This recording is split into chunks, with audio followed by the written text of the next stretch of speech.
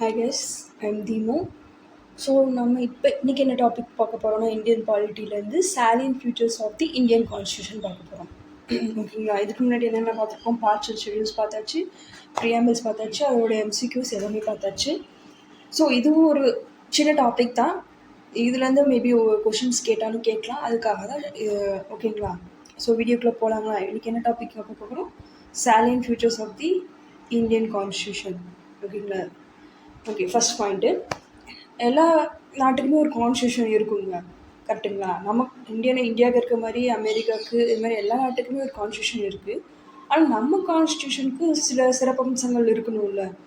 நம்ம கான்ஸ்டியூஷன் தான் அப்படிங்கிறதுக்கு ஒரு சிறப்பம்சங்கள் இருக்கணும்ல. ஸோ அது என்னென்ன ஃபியூச்சர்ஸ் நம்ம கான்ஸ்டியூஷனில் இருக்குது அப்படிங்கிறத இந்த வீடியோவில் பார்க்க போகிறோம். ஓகேங்களா? ஃபஸ்ட்டு வந்து லென்த்தியஸ்ட் ரிட்டன் கான்வர்சேஷனுங்க. இந்த வேர்ல்டுலேயே பார்த்தீங்கன்னா நம்ம கான்ஸ்டியூஷன் மட்டும்தான் இருக்கிறதுல ரொம்ப லென்த்தியஸ்ட்டு. ஏன்னா எவ்வளோ ஆர்டிக்கிள் இருக்குது பாருங்கள். ஸ்டார்டிங்லேயே எவ்வளோ ஃபஸ்ட்டு 1949 அடாப்ட் பண்ணப்பவே நமக்கு 395 ஆர்டிகல்ஸ் இருக்குது, 8 ஷெட்யூல் இருக்குது, 22 பார்ட்ஸ் இருந்துச்சு. கரெக்டுங்களா? இப்போ அதுக்கும் மேலே 448 ஆர்டிகல்ஸு, 12 ஷெட்யூலு, 25 பார்ட்ஸு, 106 அமெண்ட்மெண்ட்டு. இத்தனை அமெண்ட்மெண்ட் கொண்டு வந்துருக்கு. எந்த ஒரு கண்ட்ரிலுமே இத்தனை ஒரு ஆர்டிகல்ஸ், இத்தனை ஒரு இதெல்லாம் இல்லைங்க. ஓகேங்களா? இப்போ இங்கே பார்த்தீங்கன்னா யூஎஸ்லேயே கூட 7 ஆர்டிகிள் தான். பார்த்தீங்களா? மற்ற கண்ட்ரீஸில் கம்பேர் பண்ணும்போது நம்ம எவ்வளோ ஆர்டிகல்ஸ் எவ்வளோ வச்சுருக்கோம் பார்த்தீங்களா? இப்போ நீங்கள் நினைக்கலாம், ஏன் அமெரிக்கா வந்து அவ்வளோ பெரிய நாடு அதுக்கே கம்மியாக இருக்குது, நம்ம நாடு அதோட கம்பேர் பண்ணும்போது சின்னதாக, ஏன் நம்ம நாட்டுக்கு மட்டும் இவ்வளோ பெருசாக லென்த்தாக இருக்குது கான்ஸ்டியூஷன், இவ்வளோ லென்த்தாக ஏன் எழுதுனாங்க அப்படின்னு ஒன்று இருக்குது. கரெக்டுங்களா? ரீசன்ஸ் என்னென்னு பார்த்தீங்கன்னா, single constitution for central and state. நம்ம சென்ட்ருக்கும் சரி ஸ்டேட்டுக்கும் சரி தனித்தனியாக ஒரு கான்ஸ்டியூஷனே கிடையாது. ஓகேங்களா? ஸோ எல்லாத்துக்கும் சேர்த்து மொத்தமாக ஒரே கான்ஸ்டியூஷன் தான். அண்ட் ரெண்டாவது வந்து டைவர்ஸ் கண்ட்ரி. நம்ம நாடு நமக்கு தெரியும், டைவர்ஸ் கண்ட்ரி. பல லாங்குவேஜ் பேசுகிற மக்கள், பல இனம் மொழி மக்கள் எல்லாருமே இருக்காங்க. மதம் இனம் எல்லாருமே நிறைய பேர் கலந்துருக்காங்க. ஸோ அவங்களுக்குன்னு ஆப்டாக இருக்கணும், அவங்களுக்கும் ஆப்டாக இருக்கணும். அப்போனா தான் அந்த கான்ஸ்டியூஷன் வந்து எல்லாத்துக்கும் சமம் அப்படிங்கிற மாதிரி இருக்கும். ஸோ அதனால் அது ஒரு டீட்டெயில்டு ப்ரொவிஷன்ஸ் ஃபார் அட்மினிஸ்ட்ரேஷன். ஒவ்வொன்றையும் அவ்வளோ டீட்டெயிலாக எழுதியிருப்பாங்க. ஸோ இந்த கான்ஸ்டியூஷன் எழுதுறதுக்கு பார்த்த கமிட்டியை பார்த்தீங்கன்னா அது நிறைய பேர் லாயர்ஸ் தான் இருப்பாங்க. ஸோ இங்கே அந்த அசம்பிளிலே பார்த்தீங்கன்னா நிறைய லாயர்ஸ் இருந்தாங்க. அவங்க வந்து ரொம்ப டீட்டெயிலாக ஒரு என்ன சொல்கிறது, லாயர்ஸ்னாலே நமக்கு தெரியும், அவங்க நல்லா பார்த்து ஒன்று அவ்வளோ டீட்டெயிலாக எழுதியிருப்பாங்க. ஸோ அது இது ஒரு ரீசன். ஓகேங்களா? ஸோ இந்த ரீசனால தான் நம்ம கான்ஸ்டியூஷன் வந்து இருக்கிறதுலே ரொம்ப லென்த்தியஸ்ட் ரிட்டன் கான்ஸ்டியூஷன் சொல்லுவோம். ஓகேங்களா? Next second point, Tran from various sources. இப்போ இது ஒன்று ரீசன் சொன்னேன் இல்லைங்க, எதனால் லென்த்தியஸ்ட்னு சொன்னீங்களா? இன்னொரு ரீசன் என்னென்னு பார்த்தோம்னா, நிறைய கண்ட்ரீஸில் இருந்து அதோட அதை இன்ஸ்பயர் பண்ணி நிறைய நம்ம கான்ஸ்டியூஷன்லேருந்து எழுதியிருப்பாங்க. அம்பேத்கரை என்ன சொல்லியிருப்பாருன்னா, நம்மளோட கான்ஸ்டியூஷன் வந்து ஒரு பாரோடு கான்ஸ்டியூஷன் சொல்லியிருப்பாரு. ஏன்னா அவ்வளோ கண்ட்ரீஸ்லேருந்து இன்ஸ்பயர் ஆகி நம்ம எடுத்திருப்போம். சோர்ஸஸ் வந்து நான் தனியாக இன்னொரு வீடியோ போடுறேன். ஓகேங்களா? பாரோட் சோர்ஸஸ் வந்து அந்த 10 கண்ட்ரிஸ் கொடுத்துருப்பாங்க அந்த டேபிள். அதுக்கு நான் இன்னொரு எக்ஸ்பிளேஷன் கொடுத்து தனியாக இன்னொரு வீடியோ போடுறேன். ஓகேங்களா? அதுவும் பார்த்துக்கோங்க. அதனால தான் இதை நம்ம கான்ஸ்டியூஷன் என்ன சொல்லுவாங்கன்னா, often called a bag of borrowings or patch work constitution சொல்லுவாங்க. இந்த கொஷின் கேட்பாங்க, நம்ம கான்ஸ்டியூஷன் வந்து பாரோடு கான்ஸ்டியூஷனா அப்படின்னு சொல்லி கேட்பாங்க. ஆமாம், பாரோடு கான்ஸ்டியூஷன் தான். ஏன்னா எல்லா நாட்டிலேருந்து வாங்கி தான் நம்ம எழுதியிருப்போம். ப்ரியாம்பிள் ஒன்று, ஃபண்டமெண்டல் ரைட்ஸ் ஒன்று, இன்ஸ்பயர்டு, எமர்ஜென்சி, டிஏபிஎஸ்பி எல்லாத்தையுமே எல்லா கண்ட்ரீஸ்லேருந்து எடுத்து தான் நம்ம எழுதியிருக்கோம். ஸோ அதனால் இட்ஸ் எ பாரோடு கான்ஸ்டியூஷன் தாங்க. ஓகேங்களா? Next blend of rigidity and flexibility. அதாச்சும் நம்ம கொடுத்த கான்ஸ்டியூஷன் வந்து ரொம்ப ரிஜிடும் இல்லை, ரொம்ப ஃப்ளெக்சிபிள் இல்லை. கொஞ்சம் ரிஜிடாகவும் இருக்கும், ஃப்ளெக்சிபிளாக இருக்கும். ரெண்டுமே சேர்ந்தது தான் நம்ம கான்ஸ்டியூஷன். ரிஜிட்னு கேட்டிங்கன்னா சம் லா பாஸ் பண்ணும்போது அதுக்கு ஸ்பெஷல் மெஜாரிட்டி தேவைப்படுது. ஸோ அதாவது 2/3 மெம்பர்ஸ் வந்து ஓட் பண்ணணும், ப்ரெசென்ட்டாக இருக்கணும், ஓட் பண்ணணும் அப்படின்னு சொல்கிறோம்ல, அந்த மாதிரி ஸ்பெஷல் மெஜாரிட்டி தேவைப்படுது. எக்ஸாம்பிள் பார்த்தீங்கன்னா amendment of fundamental rights amend பண்ணும்போது அண்ட் ஃபெடரல் ப்ரொவிஷன்ஸ் இந்த மாதிரி இடத்துல ஸ்பெஷல் மெஜாரிட்டி தேவைப்படுதுங்களா, அந்த மாதிரி இடத்துல அது ரிஜிட். ஓகேங்களா. Next flexible provision, simple majority. சரி, ஒரு சிலதுக்கு சிம்பிள் மெஜாரிட்டி இருந்தாலே நம்மளால் வந்து அமெண்ட் பண்ண முடியும். Can be amended by simple majority of parliament. Flexible provision சொல்லுவாங்க. அதாச்சும் admission of new states, creating or abolishing legislative council, இந்த மாதிரிலாம் சிம்பிள் மெஜாரிட்டி இருந்தாலே போதுமானது. And some provisions also require ratification at least 50% of state legislature. அதாச்சும் சில இதில் வந்து ஸ்பெஷல் மெஜாரிட்டியும் வேணும் அண்டு 50% ஆஃப் ஸ்டேட் லெஜிஸ்லேச்சரோட ஓட்டும் வேணும், டோட்டலில் 50% வேணும். ஸோ அந்த மாதிரி இது வேணும். அதுக்கு எக்ஸாம்பிள் வந்து election of president, distribution of legislative powers. ஓகேங்களா. ஸோ இந்த மாதிரி ரிஜிடாகவும் இருக்கும் அஸ் வெல் அஸ் ஃப்ளெக்சிபிளாக, ரெண்டுமே கலந்தது தான் நம்மளோட கான்ஸ்டியூஷன். இது வந்து ஆர்டிகல் 368 எப்படி கொடுத்துருப்பாங்க. 368 எதை பற்றி டீல் பண்ணுது, அமெண்ட்மெண்ட் பற்றி டீல் பண்ணுது. எதை நம்ம கான்ஸ்டியூஷன் அதாவது எது என்ன கொடுக்குதுன்னா, deals with power and procedure to amend the constitution. நம்ம கான்ஸ்டியூஷன் அமெண்ட் பண்ண முடியும் இல்லைங்க, அதை பற்றி சொல்லுங்கள். இந்த ஆர்டிக்கல் 368 பார்ட் என்னங்க, பார்ட் என்னது 20 ஞாபகம் வச்சுக்கோங்க, முக்கியமான question. Next federal system with unitary bias. நம்ம சிஸ்டம் வந்து ஃபெட்ரல் சிஸ்டமா யூனிட்டரி சிஸ்டமா அப்படின்னா கேட்டாங்கன்னா அது வந்து குவாசி ஃபெட்ரல்னு தான் சொல்லுவாங்க. ஓகேங்களா. India is described as union of state, not a federation அப்படின்னு சொல்லுவாங்க. யூனியன் ஆஃப் ஸ்டேட்ஸ் தான், ஃபெடரேஷன் கிடையாது, யூனியன் ஆஃப் ஸ்டேட்ஸ் தான். ஓகேங்களா. இப்போ ஃபெட்ரல் ஃபியூச்சர்ஸ் அப்படின்னா ஃபெட்ரல் ரிட்டன் கான்ஸ்டியூஷன், அதாச்சு சென்ட்ரலுக்கும் ஸ்டேட்டுக்கும் ரெண்டுக்கும் சேர்த்து ஒரே இதுதான். கரெக்டுங்களா. Next division of powers, union list, concurrent list இதெல்லாம் சேர்த்துருக்குங்களா. Division of powers, independent judiciary என்னங்க தனி, அது வந்து தனியானது. அடுத்து bicameral judiciary, Lok Sabha Rajya Sabha இருக்குங்க, அதெல்லாம் ஃபெட்ரல்கான ஃபியூச்சர்ஸு. நான் ஃபெட்ரல் யூனிட்டரி ஃபியூச்சர்ஸும் நம்மளோடதில் இருக்குது. யூனிட்டரி ஃபியூச்சர்ஸ்னால் சிங்கிள் கான்ஸ்டியூஷன், நம்ம சொன்ன மாதிரி அது சிங்கிள் சிட்டிசன்ஷிப் தான். இன்டகிரேட்டட் ஜுடிஷரி, ஒரே ஒரு சுப்ரீம் கோர்ட்டு தான். ஆல் இண்டியா சர்வீசஸ் வந்து சென்ட்ரலோட கண்ட்ரோலில் தான் இருக்குது. கவர்னர் யாருங்க அப்பாயின்ட் பண்ணுவான், பிரசிடென்ட் தான் அப்பாயின்ட் பண்ணுவான். எமர்ஜென்சி ப்ரொவிஷன்ஸில் சென்டருக்கு தான் எல்லா பவரும் இருக்குது. பார்லிமெண்ட் வந்து can change state boundaries without state consent. அதாவது ஸ்டேட் பவுண்டரியை வந்து மாற்ற முடியும். ஸ்டேட்டோட ஒப்பீனியன் இல்லாமல் பார்லிமெண்ட் வந்து சேஞ்ச் பண்ண முடியும். அது ஒன்று. இதெல்லாம் வந்து யூனிட்ரி. ஸோ இதில் ஒவ்வொருத்தரும் அவங்க சொல்லியிருப்பாங்க. இந்த கொஷின் முக்கியம், இது கேட்பாங்க. ஓகேங்களா, படிச்சு வச்சுக்கோங்க. கேசி வேர் என்ன சொல்லியிருப்பாங்கன்னா, நம்மளோட இந்திய கான்ஸ்டியூஷன் வந்து குவாசி ஃபெடரல்னு சொல்லியிருப்பாங்க. குவாசி ஃபெடரல் யார் சொல்லியிருப்பாரு, கேசி வேர்.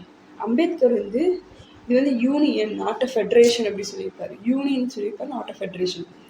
மாரிஸ் ஜான் வந்து பார்கெனிங் ஃபெடரலிசம்னு சொல்லியிருப்பாரு. ஐவரி ஜெனிக்ஸ் வந்து ஃபெடரேஷன் வித் சென்ட்ரலைசிங் டெண்டன்சி அப்படின்னு சொல்லியிருப்பாரு. சென்ட்ரலைசிங் டெண்டன்சி அப்படின்னு சொல்லியிருப்பாரு. இது ரொம்ப முக்கியமானது, இதை பார்த்துக்கணும். அடுத்து 5th point, parliamentary form of government. நம்ம ஃபாலோ பண்ணுற சிஸ்டம் இது, பார்லிமெண்ட் தான் ஃபாலோ பண்ணுறோம். ஸோ நாமினல் அண்ட் ரியல் எக்ஸிக்யூட்டிவ்லாம் இருப்பாங்க. இது எங்கேருந்து நம்ம எடுத்துருப்போம், வெஸ்ட்மின்ஸ்டர் மாடல் யூகேலேருந்து எடுத்திருப்போம். இதில் என்னென்ன யார் இருப்பாங்க, நாமினல் வெர்சஸ் ரியல் எக்ஸிக்யூட்டிவ் 2 பேருமே இருப்பாங்க. நாமினல் எக்ஸிக்யூட்டிவ் யாருங்க, பிரசிடென்ட் டி ஜூரின்னு சொல்லுவோம் அவங்க. அண்ட் ரியல் எக்ஸிக்யூட்டிவ் யார், நம்ம prime minister, council of minister real executive டி ஃபேக்டர்னு சொல்லுவாங்க. ஸோ மெஜாரிட்டி பார்ட்டி தான் எப்பவுமே வந்து கவர்மெண்ட் ஃபார்ம் பண்ணுவாங்க. Collective responsibility of cabinet to Lok Sabha and dissolution of Lok Sabha by president on PM's advice. இதெல்லாம் அதோட பார்லிமெண்ட்டோட ஃபியூச்சர்ஸு கொடுத்துருக்காங்க. மெஜாரிட்டி பார்ட்டி தான் வரும். ரெஸ்பான்சிபிலிட்டி யாருக்கு, எல்லாத்துக்கும் ரெஸ்பான்சிபிலிட்டி யார், லோக்சபா தான். லோக்சபா டிசல்யூஷன் பண்ணணும்னா பிரசிடென்ட் தான் பண்ணுவார் ஆன் பிஎம்ஸ் அட்வைஸ். ஓகேங்களா. ஸோ இந்த கலெக்டிவ் ரெஸ்பான்சிபிலிட்டி சொல்கிறோம் இல்லைங்க, கவுன்சில் ஆஃப் மினிஸ்டர் தான் collectively responsible for the house of people, லோக்சபாக்கு. அது சொல்கிற ஆர்டிக்கல் வந்து ஆர்டிக்கல் 75. இது முக்கியம். இல்லைங்களா. அடுத்து 6th point, integrated and independent judiciary. Integrated and independent judiciary. நம்ம பார்த்துங்க இண்டிபெண்ட்டாக வச்சு சுப்ரீம் கோர்ட் வந்து நம்ம இந்த பார்லிமெண்ட்டை நம்பியெல்லாம் கிடையாது. அது ஒரு தனி இண்டிபெண்டன்ட் ஜுடிஷரி. ஓகேங்களா? ஒரே ஒரு யூனிஃபைடு ஜுடிஷியல் சிஸ்டம் இருக்குது. அது சுப்ரீம் கோர்ட் மட்டும்தான் இருக்குது. ஓகேங்களா? அதான் டாப்பில் இருக்குது. சுப்ரீம் கோர்ட்டுக்கு கீழே high court, district court, lower courts இருக்குது. சுப்ரீம் கோர்ட் என்னன்னு சொல்கிறாங்கன்னா கார்டியன் ஆஃப் கான்ஸ்டியூஷன் சொல்கிறோம் அண்ட் ப்ரொடெக்டர் ஆஃப் ஃபண்டமெண்டல் ரைட்ஸ்ன்னு சொல்கிறோம். ஓகேங்களா? அது வந்து ஒரு தனி இண்டிபெண்ட் பாடி. கரெக்டுங்களா? சுப்ரீம் கோர்ட்டுங்கிறது ஏன்னா செக்யூரிட்டி ஆஃப் டென்யூர் எவ்வளோ நாள் இருக்கணுங்கிறது அது தனி. ரிமூவ் ஒன்லி பை இம்பீச்மெண்ட் மட்டும்தான் ரிமூவ் பண்ண முடியும். அவங்க fixed service condition and salaries வந்து கன்சால்டேட் ஃபண்ட் ஆஃப் இந்தியாவில் கொடுத்துருப்பாங்க. ரிட்டைர்மெண்ட்க்கு அப்புறம் நோ ப்ராக்டிஸு முதலாக வந்துட்டு அவ்வளோதான். அதுக்கப்புறம் ரிட்டைர்மெண்ட்க்கு அப்புறம் அவங்க கிடையாது. ஓகேங்களா? ஸோ அந்த மாதிரி அவங்க இண்டிபெண்ட்டாக இருப்பாங்க. அது தனி. ஓகேங்களா? அதுக்கப்புறம் article 32 heart and soul of the constitution Ambedkar சொல்லியிருப்பாரு. எதுக்குங்க நம்மளோட ஃபண்டமெண்டல் ரைட்ஸ்க்கு ஏதாச்சும் ஃபண்டமெண்டல் ரைட்ஸை ஏதாச்சும்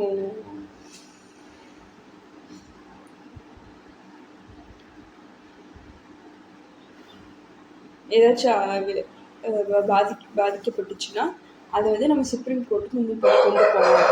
அதோட ஆர்டிகல் என்னன்னா 32.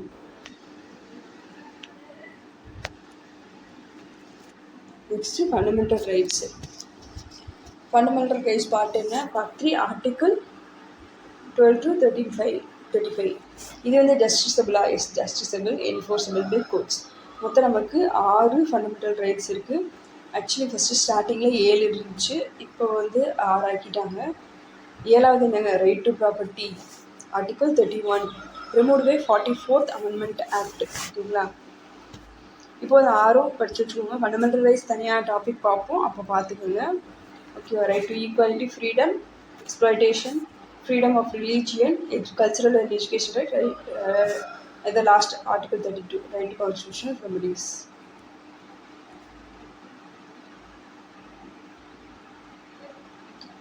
So the fundamental rights suspend பண்ண முடியும் during national emergency அப்போ suspend பண்ணலாம் except article 20 and 21. இந்த ஆர்டிகல் தவிர மற்ற ஃபண்டமெண்டல் ரைட்ஸ் எல்லாத்தையுமே வந்து சஸ்பெண்ட் பண்ண முடியும் நேஷனல் எமர்ஜென்சினால. இது வந்து ஃபண்டமெண்டல் ரைட்ஸ் வந்து எங்கேருந்து வாங்கியிருப்பாங்கன்னா யூஎஸ்ஏலேருந்து வாங்கியிருப்பாங்க. அதை கொடுத்துருக்காங்க. ஓகேங்களா? அடுத்து 8th பாயிண்ட்டு டிபிஎஸ்பி எங்கள் பார்ட் 4 ஆர்டிகல் 36 to 51. இது வந்து ஜஸ்டிசபிள் கோர்ட்னால என்ஃபோர்ஸ் பண்ண முடியாது. இது எங்கேருந்து வாங்கியிருக்காங்கன்னா ஐரிஷ் கான்ஸ்டியூஷன்லேருந்து வாங்கியிருப்பாங்க. இது வந்து எதை கொடுக்குதுங்க? சோஷியோ எக்கனாமிக் ஜஸ்டிஸ் பற்றி கொடுத்துருக்கு. ஓகேங்களா? இதில் வந்து 3 கேட்டகரிஸ் கொடுத்துருப்பாங்க. நமக்கு ஆல்ரெடி தெரியும். Socialist, welfare of people, equal living. இது வந்து அடுத்தடுத்த வீடியோவில் நம்ம பார்க்கலாம். 3 சோஷியலிஸ்ட்டு, காந்தி லிபரல் இன்டலெக்சுவல் இந்த மாதிரி கொடுத்துருப்பாங்க. 3 பார்ட்டாக பிரித்து கொடுத்துருப்பாங்க டிபிஎஸ்பி. அதை நம்ம அப்போ பார்க்கலாம். ஓகேங்களா?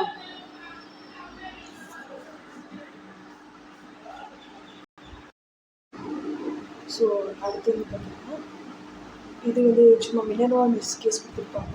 1980 நடந்தது. அதில் ஃபண்டமெண்டல் ரைட்ஸும் யூபிஎஸ்பியும் ரெண்டுமே ஒன்று சேர்ந்தது தான், வேறு கிடையாது.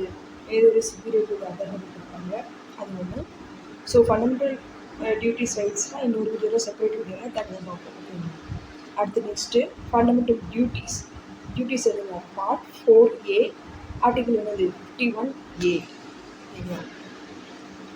ஸோ ஃபண்டமெண்டல் டியூட்டிஸை எந்த அமெண்ட்மெண்ட் படி ஆட் பண்ணிட்டாங்கன்னா 42nd அமெண்ட்மெண்ட்டு 1976.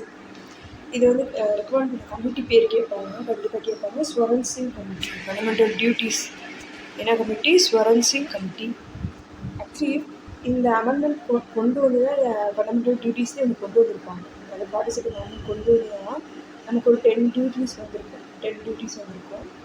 அதுக்கப்புறமா 11th டியூட்டி ஒரு வந்திருக்காங்க. அது என்ன அமெண்ட்மெண்ட்டுன்னு கேட்டாங்கன்னா 86th அமெண்ட்மெண்ட்டு 2002. இது வந்து ரொம்ப ரொம்ப இம்பார்ட்டண்டான கொஷின். அதுவே கேட்டுக்கிட்டே இருக்காங்க இந்த அமெண்ட்மெண்ட்டு. ஸோ அந்த அமெண்ட்மெண்ட் என்ன பண்ணுச்சு, அது என்ன 11th டியூட்டின்னு கேட்பாங்க. என்ன 11th டியூட்டிங்க? parent or guardian to provide education to child between 6 to 14 years. 6 16 வயசுல உள்ள குழந்தைகளுக்கு பேரண்ட்ஸ் வந்து எஜுகேஷன் கட்டாய கல்வி கொடுக்கணும் அப்படிங்கிறது அது 11th duty. எந்த அமெண்ட்டு 86th அமெண்ட்டு 2002 வாங்குறாங்க. 86 2002 ஃபஸ்ட்டு 10 டியூட்டிக்குரிய அமெண்ட்டு 42nd அமெண்ட்டு 1976. ஓகேங்களா? இப்போ ஃபண்டமெண்டல் டியூட்டிஸ் வந்து ஜஸ்டிசபிளாக நான் justiciable cannot be enforced by courts. இது எங்கேருந்து வாங்கியிருக்காங்க அப்படின்னா ரஷ்யாவிலேருந்து வாங்கியிருக்காங்க. ஃபண்டமெண்டல் டியூட்டிஸ் எங்கேருந்து வாங்கியிருக்காங்க? ரஷ்யாவிலேருந்து வாங்கியிருக்காங்க. ஓகேங்களா? அது எதிர்த்துல கொடுத்துருக்காங்க. 42nd அமெண்ட்டு ஆட் பண்ணது 10 வரைக்கும் ஆட் பண்ணியிருக்காங்க. 86th அமெண்ட்டு 11th ஆட் பண்ணியிருக்காங்க. ஓகேங்களா? 10th point secular state. India is a secular state. இந்த வேர்டு எப்போ ஆட் பண்ணியிருப்பாங்க? ப்ரீஆம்பிள் ஆட் பண்ணியிருப்போம். அதாச்சும் மதச்சார்பற்ற ரெண்டு. 42nd அமெண்ட்டு 1976. அதாச்சும் equal respect to all religions. எல்லா ரிலீஜியனும் சமம். சர்வதம சர்வாத்மாவ. ஸ்டேட்டுக்குன்னு ஒரு அஃபிஷியல் லாங்குவேஜே கிடையாது. அதாச்சும் no discrimination basis on religion. ரிலீஜனை வச்சு ஒருத்தரை வந்து பிரிக்க முடியாது, ஒருத்தரை வந்து டிஸ்கிரிமினேட் பண்ண முடியாது. அதுக்கு சொல்கிற ஆர்டிக்கல் என்ன? ஆர்டிக்கல் 15. அதுக்கு ஃப்ரீடம் ஆஃப் ரைட், ஃபண்டமெண்டல் ரைட்ஸில் நமக்கு ஃப்ரீடம் ஆஃப் ரிலீஜன்லேயும் ஒன்று கொடுத்துருப்பாங்க. எந்த மொழினாலும் அவங்க பின்பற்றலாம். அது அந்த ஆர்டிகல்ஸ் 25 to 28 வரைக்கும் ஃப்ரீடம் ஆஃப் ரிலீஜனே ஒரு பார்ட் கொடுத்துருப்பாங்க ஃபண்டமெண்டல் ரைட்ஸில். So article 25 to 28. ஓகேங்களா? அடுத்து next 11th point universal adult franchise. Universal adult ஃப்ரான்ச்சைஸ்னால் every citizen 18 years or above has the right to 18 வயசுக்கு மேற்பட்ட அனைத்து இந்திய குடிமக்களுக்கும் வாக்குரிமை இருக்கு, ஓட்டுரிமை இருக்கு. கரெக்டுங்களா? அது என்ன ஆர்டிக்கிள்? 326. ஓகேங்களா? 26 ஞாபகம் வச்சுக்கோங்க ஓட்டுரிமைக்கு. ஓகேங்களா? அதே மாதிரி ஃபஸ்ட்டு இந்த ஏஜ் ரெடியூஸ் பண்ணியிருப்பாங்க. 21 18க்கு ரெடியூஸ் பண்ணியிருப்பாங்க. அதோட அமெண்ட்மெண்ட் பார்த்தீங்கன்னா 61st அமெண்ட்மெண்ட்டு 1988. பார்த்தீங்கன்னா இங்கே 8 முடியுதா? 18க்கு ரெடியூஸ் பண்ணியிருப்பாங்க. 61 அமெண்ட்டு 21 வந்து 18க்கு ரெடியூஸ் பண்ணியிருப்பாங்க. அமெண்ட்மெண்ட் 21 61 இயர் எதில் முடியுது? 1988 முடியுது வருது. ஸோ அது ஓகேங்களா? அது no discrimination based on religion, race, caste, sex, interest and wealth. Ensures democratic participation of all citizens. அடுத்து சிங்கிள் சிட்டிசன்ஷிப். நமக்கு வந்து யூஎஸ்லாம் பார்த்தீங்கன்னா ஸ்டேட்டுக்கு ஒரு சிட்டிசன்ஷிப் இருக்கும், நேஷ்னலுக்கு ஒரு சிட்டிசன்ஷிப் இருக்கும், டியூ சிட்டிசன்ஷிப் இருக்கும். ஆனால் இந்தியாவுக்கு ஒரே ஒரு சிட்டிசன்ஷிப் தான். இந்திய நாட்டுக்கு நம்ம ஒரே ஒரு சிட்டிசன்ஷிப் தான். எந்த ஸ்டேட்டாக இருந்தாலும் பரவாயில்ல. ஓகேங்களா? எல்லா சிட்டிசனும் சிட்டிசன்ஸ் ஆஃப் இந்தியா தான் இருக்கும். All citizens are citizens of India regardless of the state they reside. Promotes national unity and integration. அடுத்து இண்டிபெண்ட் பாடிஸ். நமக்கு கான்ஸ்டியூஷன் வந்து நிறைய இண்டிபெண்ட் கான்ஸ்டியூஷன் பாடிஸை ப்ரொவைட் பண்ணியிருக்காங்க. என்னென்ன வந்து பண்ணுறாங்க? முக்கியமான மட்டும் கொடுத்துருக்காங்க. First election commission. எலெக்ஷனுக்கு தனியாக ஒரு இண்டிபெண்ட் பாடி இருக்குது. Article 3 to 4. அடுத்து சிஏஜி தனியாக 148. யூபிஎஸ்சி வந்து 350. ஃபைனான்ஸ் கமிஷன் வந்து 280. Attorney general 76. இவங்க எல்லாமே ஒரு சில எக்ஸாம்பிள்ஸ் கொடுத்துருக்காங்க. இந்த மாதிரி நமக்குன்னு தனியாக இண்டிபெண்டன்ஸ் பாடிஸில் இருக்குது. இதோட ஆர்டிகல்ஸ் படிச்சுக்கணும்னு வச்சுக்கோங்க, முக்கியம். ஸோ இந்த மாதிரி ஓவரால் படிச்சுட்டு வரும்போது இந்த ஆர்டிகல்ஸும் சேர்த்து படிச்சு வச்சிட்டிங்கன்னா அடுத்து உள்ள போகும்போது உங்களுக்கு ஆர்டிகல்ஸ் வந்து பெருசாக தெரியாது, நிறைய ஆர்டிகல்ஸ் பெருசாக தெரியாது. ஸோ இங்கேயே பார்த்து வச்சுக்கோங்க. ஓகேங்களா? அடுத்து 14 எமர்ஜென்சி ப்ரொவிஷன்ஸ். ஆர்டிகல் 352 to 360 படித்தோம்னா emergency. Constitution provides 3 types of emergencies. National emergency, state emergency, financial emergency. National emergency article 352. National emergency எப்பப்பெல்லாம் போடுவாங்க அப்படின்னா war, external aggression and armed rebellion. இந்த 3 வர்றப்போ மட்டும்தான் நேஷ்னல் எமர்ஜென்சி போடுவாங்க. இது ரொம்ப ரொம்ப முக்கியம். இந்த கொஷின் கேட்பாங்க. எப்போ ஒரு வார் வரும்போதோ, எக்ஸ்டர்னலாக ஒரு ஆபத்து வரும்போதோ, இல்லை உள்ள ஒரு ஆயுத கிளர்ச்சி நம்ம நாட்டுக்குள்ளே ஆர்ம்டு ரிபெலியன் நடக்கும்போது மட்டும்தான் நமக்கு இந்த மாதிரி நேஷ்னல் எமர்ஜென்சி போடுவாங்க. ஓகேங்களா? ஸ்டேட் எமர்ஜென்சி அப்போ failure of constitutional measure in ஸ்டேட்ஸில் இந்த மாதிரி ஃபெயிலியர் நடக்கும்போது அப்போ ஸ்டேட் எமர்ஜென்சி வரும். Financial emergency threat to financial stability அப்போது வரும். ஓகேங்களா? இப்போ நேஷ்னல் எமர்ஜென்சி அப்போது நமக்கு ஃபெடரல் ஸ்ட்ரக்சராக இருக்கிறது யூனிட்ரியாக மாறும். சென்ட்ரு தான் எல்லா பவரும் எடுத்துக்கும். ஸ்டேட்டுக்கு அங்கே ஒரு வேலையும் கிடையாது. ஒன்றுமே சொல்லுபடியாகாது. சென்ட்ரு சொல்கிறது மட்டும்தான் நடக்கும். அடுத்து இன்னொன்று, இந்த நேஷ்னல் எமர்ஜென்சியில் லாஸ்ட் ஆர்ம்டு ரிபெலியன் பார்த்தோம்னா அதை ரீப்ளேஸ் பண்ணியிருப்பாங்க. ஃபஸ்ட்டு எப்படி இருக்கும்னா இன்டர்னல் டிஸ்டர்பன்ஸ்னு இருக்கும். அதை ஆர்ம்டு ரிபெலியன் மாற்றிருப்பாங்க. அதுக்கு ஒரு அமெண்ட்மெண்ட் பார்த்தீங்கன்னா 44th அமெண்ட்மெண்ட்டு 1978. இந்த அமெண்ட்மெண்ட் பார்த்துக்கோங்க. இந்த அமெண்ட்மெண்ட்டு இதுக்கு முன்னாடி ஒரு தடவை பார்த்தோம். ஆக்சுவலி எதில் பார்த்தோம்? 44th அமெண்ட்மெண்ட்டு இது பார்த்தீங்கன்னா right to property article 31 remove பண்ணியிருப்பாங்க. எந்த அமெண்ட்மெண்ட் படி 44th அமெண்ட்மெண்ட்டு 1978. அது லீகல் ரைட்டு ஆர்டிகல் 300A மாற்றி வச்சுருப்பாங்க. அது 44th அமெண்ட்மெண்ட் ஆக்ட்டு 1978. அதே மாதிரி அங்கே அந்த வேர்டை ரிமூவ் பண்ணியிருப்பாங்க. என்னென்னு மாற்றிருப்பாங்க? ஆர்ம்டு ரிபெலியன் மாற்றிருப்பாங்க இன்ஸ்டெட் ஆஃப் இன்டர்னல் டிஸ்டர்பன்ஸ். அடுத்து 15th 3 டயர் கவர்மெண்ட்டு. பஞ்சாயத்து ராஜ்ல 3 டயர் கவர்மெண்ட் இருக்குது இல்லையா? பஞ்சாயத்து ராஜ், முனிசிபாலிட்டி இதெல்லாம் வரும் இல்லைங்களா? அந்த இதுக்கெல்லாம் சேர்த்து அதெல்லாம் 3 டயர் கவர்மெண்ட்டு நமக்கு ஒன்று இருக்குது. அது என்ன ஒன்றுட்டு பஞ்சாயத்து ராஜ்க்கு 73rd amendment act 1992 constitutional status to panchayat Raj. அடுத்து 74th அமெண்ட்மெண்ட் எதுங்க? அர்பன் லோக்கல் பாடிஸ் கிடையாது. ஸோ பார்ட் எடுங்க, பஞ்சாயத்துக்கு பார்ட் எடுங்க 9. Article 243 to 243O. 9A என்னது? Municipalities. Article 243B to Z. அதே மாதிரி ஷெட்யூல் என்னது? Panchayat 11th schedule 29 subjects, 12th schedule 18 subjects. ஓகேங்களா? ஸோ அவ்வளோதான். ஸோ இதை பார்த்துக்கோங்க. இதுக்கப்புறம் சோர்ஸஸ் பார்க்கலாம். சோர்ஸஸ் பார்த்துட்டு அடுத்து ஒவ்வொரு பார்ட்டாக லைனாக பார்க்க ஆரம்பிக்கலாம். ஓகேங்களா? கண்டினியூஸாக சப்போர்ட் பண்ணுங்கள். ஓகேங்களா? நல்லா படிங்க, ப்ரிப்பேர் பண்ணுங்கள். பாய்.